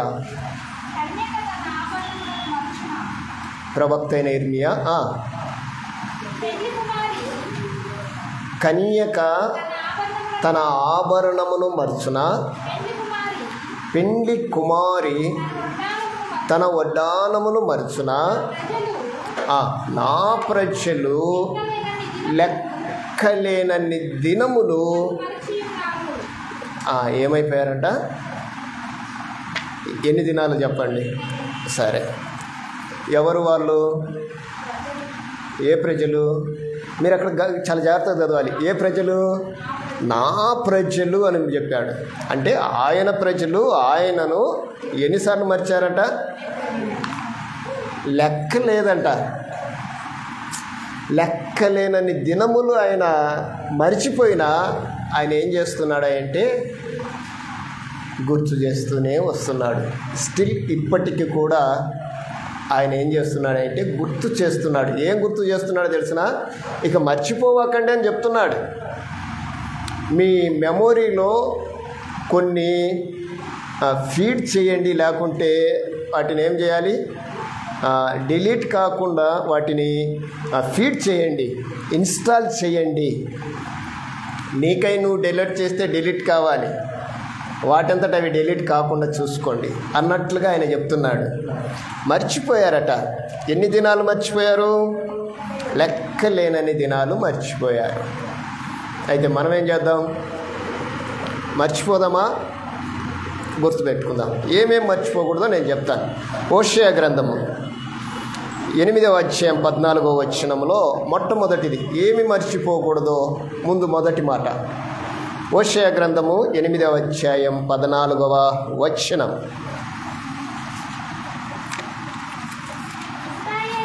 ఇశ్రాయేలు చదవాలమ్మా. కట్టించుకొని తమ సృష్టికర్తను మరచి ఉన్నారు. అంటే ఏమని అర్థం ఇక్కడ? మనము ఎట్టి పరిస్థితులలో మన సృష్టికర్తని ఏం చేయకూడదట? మరిచిపోకూడదు. నెంబర్ 1, ఆయన ఏమన్నాడంటే, నా ప్రజలు లెక్కలేనన్ని దినములు నన్ను మర్చి ఉన్నారు. అయితే ఈరోజు దేవుడు మనతో ఏం చెప్తున్నాడంటే, ఇప్పటి నుండి గుర్తుపెట్టుకోండి కదా, ఇప్పటి నుండి మీరు మీ మెమొరీని కొంచెము షార్ప్ చేయండి, మీ మెమొరీలో కొంచెం స్పేస్ ఇవ్వండి, వీటిని ఇన్స్టాల్ చేయండి, వీటిని భద్రపరచండి. ఏమి మర్చిపోకూడదట? సృష్టికర్తను మర్చిపోకూడదు. నిన్ను సృజించినవాడు, నీకు దేవుడు, నీ యజమానుడు, నీ స్వరక్షకుడు కనుక నువ్వెవరిని మర్చిపోకూడదు? నెంబర్ 1, నీ సృష్టికర్తను మర్చిపోకూడదు. అంటే దేవుణ్ణి మర్చిపోకూడదు, దేవుని వాక్యాన్ని మర్చిపోకూడదు. ఒకవేళ నువ్వు ధర్మశాస్త్ర గ్రంథంలోనికి వెళ్తే, ఓ ఇశ్రాయేలు వినుము, ఈ మాటలని నీ కుమారులకు వాటిని బోధించు. ఎప్పుడెప్పుడు బోధించాలి? కూర్చున్నప్పుడు, లేచున్నప్పుడు, నడుచున్నప్పుడు, పడుకున్నప్పుడు వీటిని గురించి మాట్లాడు. వీటికి సూచనగా వాటిని నీ ఎక్కడ కట్టుకోమన్నాడు? ఈ బాసికములుగా వాటిని కట్టుకోమని చెప్పాడు. అంటే దేవుని వాక్యాన్ని మనము మర్చిపోకూడదు. అందుకంటున్నాడు సృష్టికర్తను మనము మర్చిపోకూడదు. నెంబర్ 1. నెంబర్ 2, పేతురు రాసిన 2వ పత్రిక 3వ అధ్యాయం 8వ వచనములో ఒక మాట రాయబడి ఉంది. పేతురు రాసిన 2వ పత్రిక 3వ అధ్యాయం 8వ వచనం. ఏం మర్చిపోకూడదు? ప్రియులారా, ఒక సంగతి మరిచిపోకుడి. జాగ్రత్తగా వినాలి. ఇది మనం మర్చిపోతున్నాం. మరిచిపోకు అని అర్థం ఏంటంటే, ఒళ్ళు జాగ్రత్త పెట్టుకో అని అర్థం. కొంచెం జర మంచిగా ఉండు అని అర్థం. కొంచెం భయభక్తులు కలిగి బ్రతుకు అని అర్థం. ఈయన ఏమంటున్నాడు అంటే, ప్రియులారా, ఒక సంగతి మర్చిపోకండి. ఏమనగా, ఒక దినము 1000 సంవత్సరములుగా ఉన్నది, 1000 సంవత్సరములు ఒక దినముగా ఉన్నది. కొందరు ఆలస్యమని ఎంచుకొనున్నట్లు తను వాగ్దానమును గూర్చి ఆలస్యము చేయవాడు కాడు, కానీ ఎవడును నశింపవలెనని ఇచ్చయింపక అందరూ మారు మనసు పొందవలెనని మీరు ఎడల దీర్ఘశాంతము కలిగి ఉన్నాడు. ఆయన దీర్ఘశాంతాన్ని చూపిస్తున్నాడు. దేని కొరకు? అందరూ మారు మనసు పొందాలి. అంటే అర్థం ఏంటంటే, ఆయన రాకడ వస్తూ ఉంది. ఈ రాకడను మర్చిపోకండి. రాకడను మర్చిపోకండి అర్థం ఏంటో తెలిసిన? అందరూ మారు మనసు పొందాలి, అందరూ రక్షించబడాలి, అందరూ దైవికమైన నియమాల్లో నడవాలి అని మరలా గుర్తు చేస్తున్నాడు. అంటే అర్థం ఏంటంటే, ఆయన రాకడ త్వరగా ఉంది. ప్రస్తుతం జరుగుతూ ఉన్న పరిస్థితులు, జపాన్, అమెరికా, చైనా, మీరు సోషల్ మీడియాలో కానీ న్యూస్లో కానీ చూసింటే విపరీతమైన భూకంపాలు, వరదలు ఆ దేశాలను ముంచెత్తుతున్నాయి. ఇజ్రాయెల్, రష్యా, ఉక్రెయిన్, ఇరాన్ మధ్య యుద్ధాలు ఎప్పుడెప్పుడు అని ఎదురు చూస్తూ ఉన్నాయి. అందులో మన భారతదేశము కూడా ఉందని మాత్రం మర్చిపోకండి. యేసుక్రీస్తు యొక్క రాకడ చాలా స్పష్టంగా ఉంది. దీన్ని మనం మర్చిపోకూడదు. మర్చిపోకూడదంటే ఏమై ఉండాలి? అందరూ మారాలి. ఇది మర్చిపోకూడదు. ఆయన రాకడ వస్తుందంటే అర్థం ఏంటి? అమ్మా వర్షం వస్తుంది, ఏమిటి కావాలి? గొడుగు మర్చిపోకండి, అంతే కదా. అమ్మ ఆకలి అవుతుంది, భోజనం చేయటం మర్చిపోకండి. ఆదివారం ఆరాధన మర్చిపోకండి. అంటే కొన్ని మనము ఇంటెన్షన్ అన్నమాట, ఇవి మనకు అర్థం కావటానికి. కనుక రెండవదిగా ఏం మర్చిపోకూడదు అంటే ఆయన రాకడను మర్చిపోకూడదు. పేతురు రాసిన మొదటి పత్రిక 2వ అధ్యాయం 4వ వచనంలో ఏమని రాయబడింది అంటే చూడండి. పేతురు రాసిన 2వ పత్రిక, పేతురు రాసిన మొదటి పత్రిక 2వ అధ్యాయం 4వ వచనం.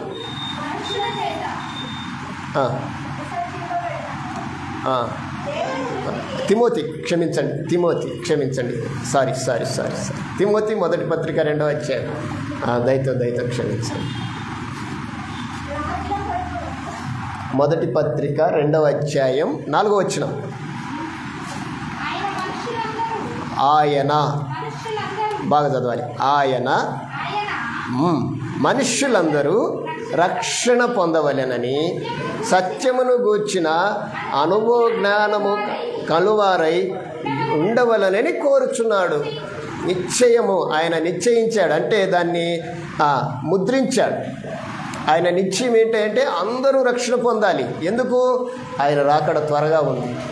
ఆయన రాకడ కొరకు మనమందరము ఎలా ఉండాలి? సిద్ధపడాలి. అంటే అర్థం ఏంటి? మొదటిగా సృష్టికర్తను మర్చిపోకూడదు, మన దేవుని మర్చిపోకూడదు.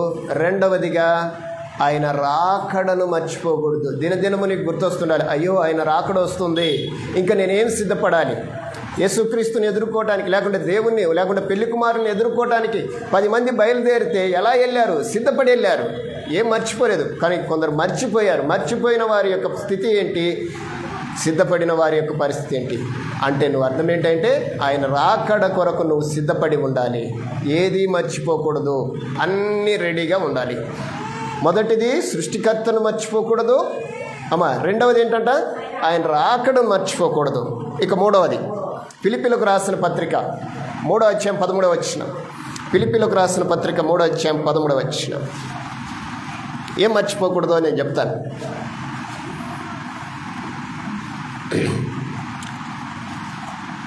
3:13.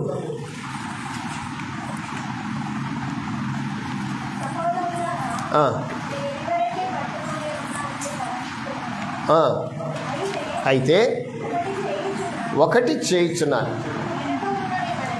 వెనక ఉన్నవి మరచి ముందున్న వాటి కొరకై వేగిరపడుచు క్రీస్తు యేసునందు దేవుని ఉన్నతమైన పిలుపునకు కలుగు బహుమానమును పొందవలనని గురి యొద్దకే పరిగెత్తుతున్నాను. నేను గురిని చేరాలి, నా గమ్యాన్ని నేను చేరాలి.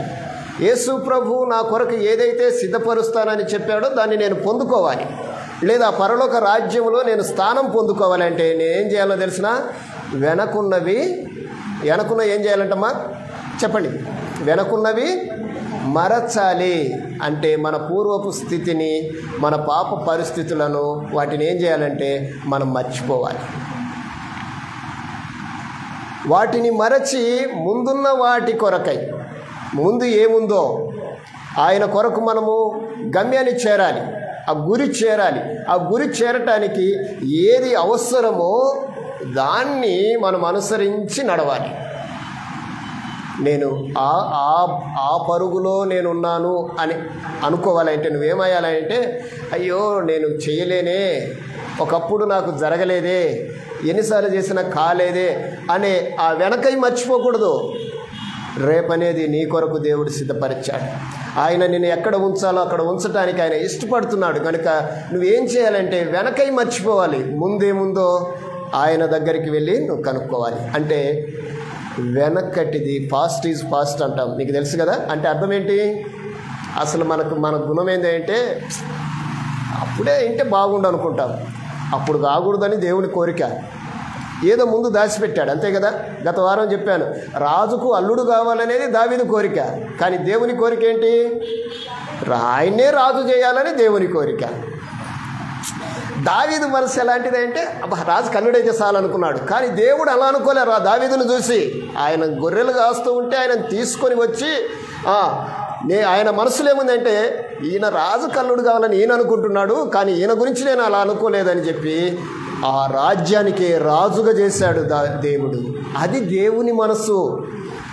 అది కావాలంటే మనం ఏం చేయాలి?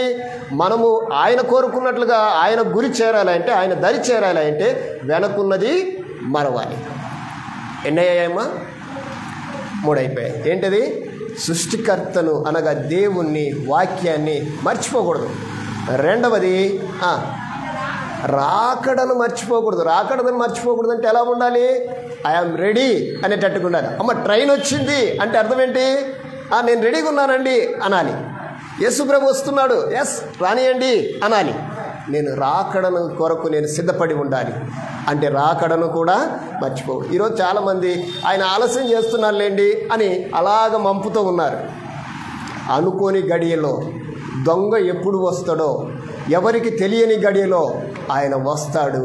రక్షణ పొందావా? సిద్ధపడి ఉన్నావా? రాకడను గుర్తుపెట్టుకున్నావా? ఆ టయానికి దేవుడు నిన్ను వచ్చి తీసుకెళ్తాడు. ఇది నువ్వు గమనించాలి. ఇక 3వది ఏంటట? వెనకున్నది మర్చిపోవాలి. నీ మనసులో ఏవో ఉన్నాయి, అవి కాదు కావాల్సింది. దేవుడు నీ కొరకు ఏమి సిద్ధపరిచాడో అవి నువ్వు గుర్తుంచుకోవాలి. అంటే ఈ మర్చిపోవాలి, అంతే కదండి. వెనకున్నవి మర్చిపోతే దేవుడు నీ కొరకు సిద్ధపరిచింది నువ్వు తీసుకుంటావు. అక్కడ ఫిలిప్పీలతో పౌలు గారు సంఘముతో చెప్తున్న మాట అంతే, నేను గురి యొద్దకే పరిగెత్తుతున్నాను. నేను గురి యొద్దకు పరిగెడుతున్నానంటే వెనక్కి తిరిగి చూడకూడదు. పరిగెత్తేవాడు వెనక్కి చూస్తాడా, ముందుకు చూస్తాడా? క్రైస్తవుడు ఎప్పటికైనా సరే ముందు చూపుతోనే అడుగులేయాలి తప్ప వెనకయ్యి మాత్రము ఆలోచన చేయకూడదు. ఎందుకంటే నిన్ను నడిపించేవాడు, నిన్ను గమ్యానికి చేర్చేవాడు, తను అనుకున్న స్థితిలో ఉంచేవాడు మన దేవుడు. కనుక వెనకవి మర్చిపోవాలి. చివరిగా హెబ్రీలకు రాసిన పత్రిక 13వ అధ్యాయం 16వ వచనం, ఇది మర్చిపోకూడదు.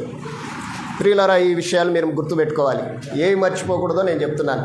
హెబ్రీ 13:16, ఉపకారమును ధర్మమును చేయ మరచిపోకుడి. బాగా వినాలమ్మ మీరు.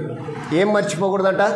ఉపకారమును ధర్మమును చేయ మర్చిపోకుడి. అట్టి యాగములు దేవునికి ఇష్టమైనవి. అబ్బా ఎంత చక్కటి మాట అండి. ఏంటి ఇష్టము దేవునికి? ఉపకారము ధర్మము దేవునికి ఇష్టమైన యాగాలు. కనుక వాటిని గురించి మనం ఏం చేయాలట? చెప్పండి. ఏం కూడదంట? ఏం చేయాలి? ఉపకారము ధర్మాన్ని గురించి మనం ఏం చేయాలి? మర్చిపోకూడదంటే ఏం చేయాలి? చేయండి, వాటిని చెయ్యాలి, అంతే కదా. ఉపకారము చెయ్యాలి.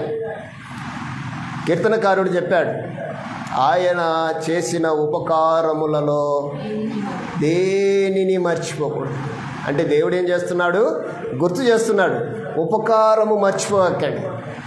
దేవుడు అందరికీ ఉపకారి.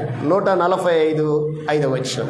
మీరు చేయాల్సిన పని ఆయన యెహోవా అందరికీ ఉపకారి. అందుకే అంటున్నాడు ఉపకారము చేయటం మర్చిపోకండి. మీకెవరైనా అపకారం చేసినా, బాగా వినండి అమ్మా, మనం ఏం చేస్తామంటే మనకెవరైనా ఏదైనా చేస్తే మనం అదే చేస్తాం. మనకెవరైనా ఏదైనా చేయలేదనుకో మనము చేయం. ఎందుకంటే వాళ్ళు మనకు చేయలేదు కదా అని. అది కాదు దేవుని మనస్సు. నీ శత్రువును కూడా నువ్వేం చేయాలన్నాడు దేవుడు? ప్రేమించమన్నాడు. అంటే ఉపకారమే చూపించాలి. నిన్ను హింసించు వారి కొరకు నువ్వు ప్రార్థన చేయాలి. నిన్ను ఎవరైనా బాధ పెడుతున్నారా, వారి నిమిత్తము నువ్వు నీ కన్నీరు కార్చాలి. ఎందుకంటే నువ్వు కాదు చేసేది, చేయగలిగిన వాడు ఆయనే. కనుక ఉపకారము ఎవరికి చేయాలి అంటే మనకెవరైతే అపకారంగా ఉన్నారో వారికే మనం ఉపకారం చేయాలి. నువ్వు చేయగలిగిన ఉపకారం ఒక్కటే, ఏంటో తెలిసిన? మోకరించి ప్రార్థించటమే. నీ శత్రువు దగ్గరికి వెళ్ళి నేను ఉపకారం చేస్తున్నా అంటే ఒప్పుకుంటాడా? కానీ ఆ శత్రువు కొరకు నువ్వు ప్రార్థన చేయి. ఉపకారం మర్చిపోగాకండి.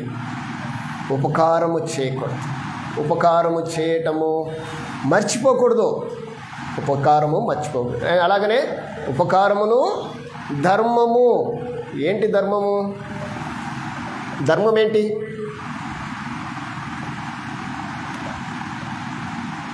ధర్మం అంటే ఏంటమ్మా? భవతి భిక్షాం దేహి అనేది ధర్మం అంటారా? ఏంటి ధర్మం? చెప్పండి, మీరే చెప్పండి. దాన్ని ఏమంటాం మనము? అలా జరిగే కార్యక్రమాన్ని ఏమంటాం? అయ్యా, సహాయం మీన్స్ ధర్మమే. కానీ నేను ఒక మాట అన్నా, భవతి భిక్షాందేహి అంటారు చూడు, దాన్ని ఏమంటారు? అడుక్కోవటం అంటారు. అది వేరు. అడుక్కుంటే ఇచ్చేది వేరు. నీ మనసులో నీకు పుట్టాలి. ధర్మము అంటే ఏంటంటే ఆదుకోవటం. ఇప్పుడు మనం ఒక వ్యక్తిని కలిసాం. నేను మా గతంలో చెప్పాను, ఒక వ్యక్తిని కలిశాను. అతనికి కొంత ఆహారం అవసరం ఉంది. నీకు అది తెలుసు. నువ్వేం చేయాలి చెప్పండి? ఏం చేయాలి చెప్పండి? వాళ్ళ దగ్గరికి పోయి నువ్వు అన్నం తినని చెప్పడం కాదు, ఈ ఆహారం తీసుకెళ్ళి వాళ్ళకి పెట్టాలి. నీకు తెలుసు ఏది కొరత, ఎక్కడ కొరత ఉందో ఆ కొరతను నువ్వు తీర్చాలి. అది ధర్మం. అవునంటారా కాదంటారా? దేవుని సన్నిధి విషయంలో కూడా అదే మనం పాటించాలి. దేవుని యొక్క సన్నిధి విషయంలో కూడా అదే పాటించాలి. ఏది ధర్మమో దేవుని సన్నిధిలో, నా దేవుని సన్నిధిలో ఏం అవసరతలు ఉన్నాయి అని నువ్వు గుర్తించాలి. ఈరోజు చాలామంది సేవకులు చెప్తుంటారు, దేవుని మందిరంలో అది లేదు, దానికోసం ప్రార్థన చేయండి. అది కాదు. నాకు పుట్టాలి. మీకు గతంలో చెప్పాను, ఇక్కడ ప్రార్థన జరిగేటప్పుడు ఏమి లేవు. నేను ఎప్పుడు అడగలేదు. అడిగాము మనం ఎప్పుడన్నా? కానీ దేవుడు అలాంటి మనస్సును పుట్టించే శక్తి గలవాడు. దాని యొక్క ప్రణాళిక ఎంత ఎక్కువో తక్కువో అది దేవుడు ఆలోచన చేయడు, కానీ ఆ మనస్సు వాళ్ళకు పుట్టిస్తాడు. కనుకనే ఈరోజు ఇలా ఉన్నాం. కనుక దేవుని సన్నిధి యొక్క విషయంలో ఏది అవసరమో మనము ఆలోచన చేయాలి. అది ఎక్కడైనా అది మనుషులే కానీ, దేవుని సన్నిధే కానీ, నువ్వు ఉంటున్న నీ స్నేహితులే కానీ, నీ కుటుంబమే కానీ, ఏది అవసరమో అది నువ్వు గ్రహించాలి. అప్పుడు ఏమవుతుంది అంటే అది దేవునికి ఇష్టం.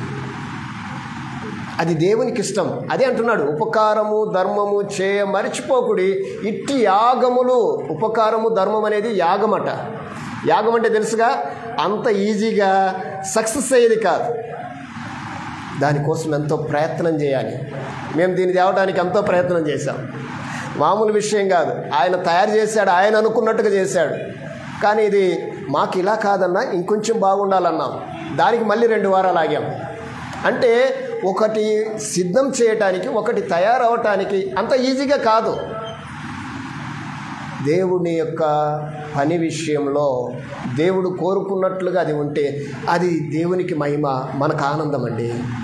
దేవునికి నచ్చినట్లుగా చేసేది దేవునికి మహిమ, మనకు ఆనందం, మనకు సంతృప్తి. ఎప్పుడో తెలిసిన మర్చిపోకూడదు. ఏం మర్చిపోకూడదు? ఉపకారము ధర్మము చేయ మర్చిపోకూడదు. ఫైనల్గా ఇంకొక విషయం చెప్తున్నాను. ఈరోజు నాకు ఒక సంతోషకరమైన విషయం.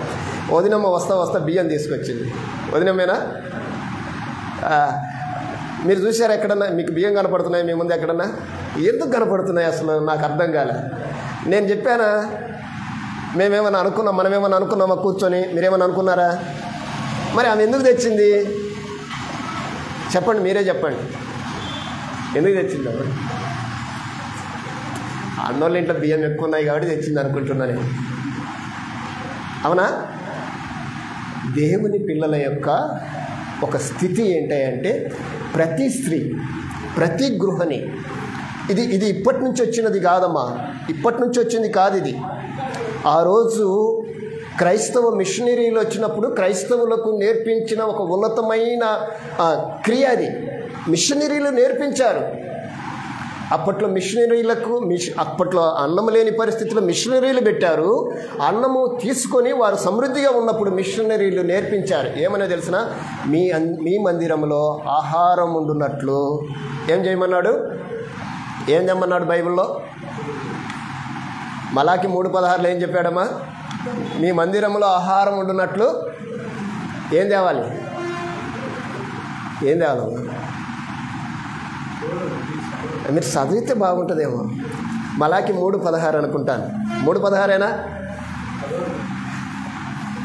మలాకి గ్రంథము 3వ అధ్యాయం 16వ వచనం.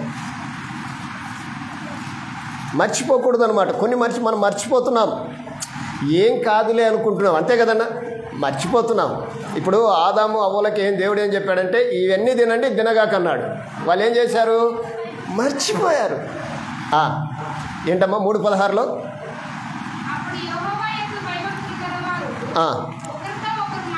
ఒక్క నిమిషం ఒక్కనే ఉండండి, నేను వస్తాను.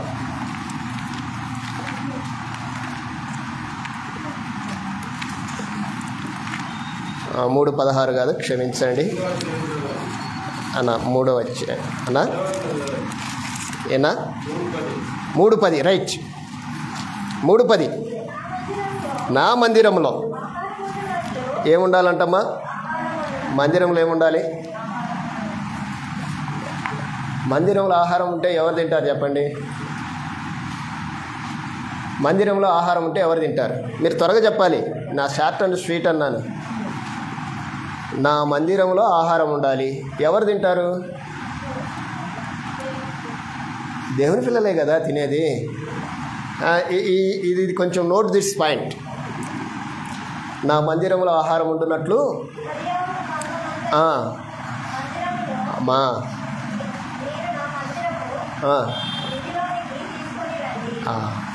ఇది చాలా ప్రాముఖ్యమైంది, చాలా ప్రశస్తమైంది. మీకు మరలా చెప్పడానికి, ఇది వివరించడానికి నేను సమయం లేదు. కానీ దేవుని సన్నిధికి మనం ఏమి చేయాలో గ్రంథము చాలా స్పష్టంగా తెలియజేసింది. ధర్మశాస్త్ర కాలంలో దేవుని యొక్క నియమం ఏంటో తెలిసిన? 10వ భాగం ఎవరిది? దేవుంది, అంతే. నీ జీతంలో 10వ భాగం ఎవరిది అంటే అది దేవుంది, నీది కాదు. ఎందుకంటే అది దేవుడు నీకు ఇచ్చాడు. మరి నీ 10వ భాగాన్ని నీవు ఎవరికి ఇస్తున్నావు? దేవునికి ఇవ్వాలంతే. తీసుకొని రండి. మీకు 10వ భాగం ఇస్తే ఏం జరుగుతుంది అన్నాడు చెప్పండి. ఈరోజు నేను మీతో చెప్తున్నాను, గుర్తుంచుకోండి. దేవుని సన్నిధికి నువ్వు ఎప్పుడైతే ఇయ్యాలి, తీసుకెళ్ళాలి, ఇది చెయ్యాలి అని నీ మనస్సు దేవుడు ప్రేరేపిస్తాడో ఆ రోజు నుండి నీ ఆశీర్వాదం నీకు స్టార్ట్ అవుతుంది. ఇది నిజం. దేవుడు నీకు ఆ మనస్సు పుట్టించిండంటే ఏమని? దేవుని మందిరానికి నేను తీసుకెళ్ళాలి, నీకు ఆశీర్వాదం అంటే మీకు పెద్ద గనగాకండి. నీ ఆరోగ్యమే నీకు ఆశీర్వాదం, నీ కుటుంబ సంతోషమే, నీ సౌభాగ్యమే నీకు ఆశీర్వాదం. దాన్ని మించి ఇస్తానన్నాడు. ఎలాగనంటే పట్టజాలనంత విస్తారము, అంటే నీవు ఊహించలేవు. దేవుడిచ్చేది నువ్వు ఊహించలేవు. ఆ వాక్య భాగం మీరు చదివితే ఖచ్చితంగా నేను ఇవ్వాలి దేవునికి అనే ఒక తలంపు వస్తుంది. ఒక్కింత ఆత్మీయత చదవండి. దేవుని మందిరంలో ఆహారం ఉండాలి, ఎందుకంటే అది ధర్మము. ఎందుకు? అది ధర్మము. ఈరోజు ధర్మాన్ని మనం మర్చిపోతున్నారు క్రైస్తవులు. మీకు ఒకసారి ఒక మాట చెప్పాను. ఒక మందిరంలోనికి ఒక పెద్ద ఆమె వచ్చేది, చాలా చక్కగా వచ్చేది, భక్తిగా ఉండేది. పాస్టర్ గారికి, సంఘానికి చాలా పరిచయస్తురాలు. ఎంత పరిచయస్తురాలంటే, అమ్మ మీరందరూ వినాలి,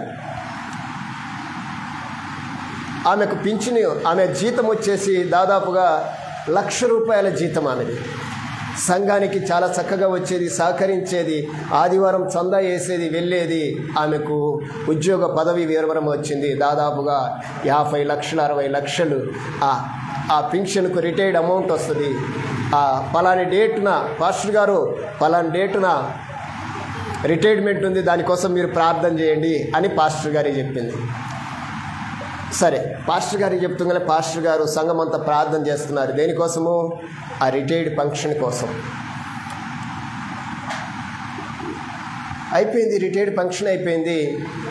పాస్టర్ గారు అంచనా వేశారు, ఈరోజు ఈమె రిటైర్డ్ అవుతుంది కాబట్టి ఇంత దశం భాగం వస్తే మందిరానికి ఏదైనా చేస్తే బాగుంటుంది, ఏం చేయాలి అని ఆలోచన చేసుకుంటాడు ఈయన మనసులో, బయటికి చెప్పలే. రైట్, ఫంక్షన్ అయిపోయింది. ఆమె ఒక కవర్ తీసుకొని వచ్చింది. ఆ కవర్ మీద పాస్టర్ గారు ఈ కవర్ మీద కొంచెం అడ్రస్ రాయండి అని చెప్పింది. దశం భాగం తీసుకొచ్చి దాని మీద అడ్రస్ రాయమన్నది. ఎక్కడికి అడ్రస్ అంటే, అయ్యా నేను ఈ మధ్య టీవీ చూస్తున్నాను, ఆ టీవీలో ఒక పెద్ద సేవకుడు కానుకిస్తే ఆశీర్వదించబడతానన్నాడు, ఆయనకు రాయ్యా అన్నది. సేవకుడు ఏమవుతాడు చెప్పండి, సంఘం ఏమవుతుంది? ఈరోజు అలాగనే తయారయ్యారు. ఎందుకు ఈ విషయం చెప్తున్నానంటే, దేవుడు తన మందను తన పిల్లలతో సమృద్ధిగా ఉంచాలని ఆశపడతాడు. అది చిన్నదా, పెద్దదా, గొప్పదా, బలహీనమైందా అని చూడడు. కానీ ఆ కొద్దిలోనే దేవుడు తన యొక్క సంతోషాన్ని కోరుకుంటాడు. చాలామంది అలాగా ఉన్నారు, మనం అలాంటి వాళ్ళం కాదు. కానీ నేను ఒక మాట చెప్తున్నాను, ధర్మాన్ని మర్చిపోగాకండి, ఉపకారాన్ని మర్చిపోగాకండి. అది దేవునికి ఇష్టం. ఏం మర్చిపోకూడదని చెప్పాను? నెంబర్ 1, సృష్టికర్తను మర్చిపోకూడదు. నెంబర్ 2, ఆయన రాకడను మర్చిపోకూడదు. వెనుకున్నవి మర్చిపోవాలి, అంతే.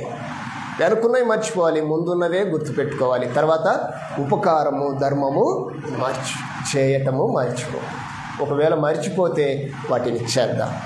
చేస్తే చూడండి, చేసి చూడండి, అంతే. ఒక ప్రాక్టీస్ చేయండి. ఒక ప్రాక్టీస్ ఇది. Christianity means practice. మీరు ఇచ్చి చూడండి, దేవుడు ఏం చేస్తాడో నువ్వు ఊహించడం. కనుక ఆ స్థితిలో మనం ఉందాం, అలాంటి వారిగా మనం సిద్ధపడదాం. దేవుని యొక్క ఆ రాకడ కొరకు మనం సిద్ధపడుతూ ఆ సిద్ధపాటులో మనం వారందరినీ వచ్చడానికి దేవుడి మాట మన ఇంట్లో దీవించగాక. ఆమె శ్రద్ధగా మీ అందరికీ వందనాలు. ఆరాధనకు